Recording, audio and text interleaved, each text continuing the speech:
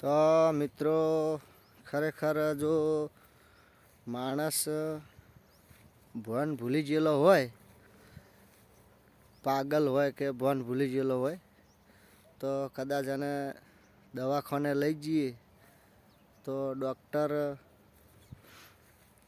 એને દવા કરે અને ના સામું થાય તો કરંટના ઝાટકા પણ ડૉક્ટર આલે પાગલ માણસને, તો એ રહ્યો ભણમાં આવી જાય.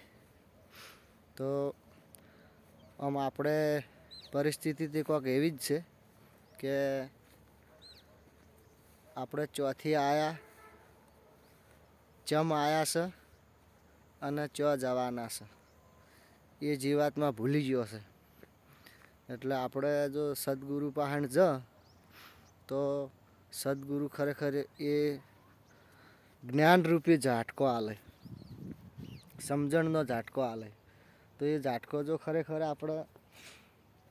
આપણને ભાન કરાવી દે કે આપણે ચોથી આવ્યા છે, ચમ આવ્યા છે અને ચો જવાનું છે. જો આટલું ખરેખર જાણી જ તો પરમાત્મા આપોઆપ ઓળખાય એવી એટલો સહેલો છે. એટલે ખરેખર એ સદગુરુ જોડે જઈને આ સમજણનો ઝાટકો લીધા જેવો છે. અને વિડીયો ગમે તો લાઈક કરજો અને શેર પણ કરજો અને કોમેન્ટ કરજો. જય શ્રી રામ.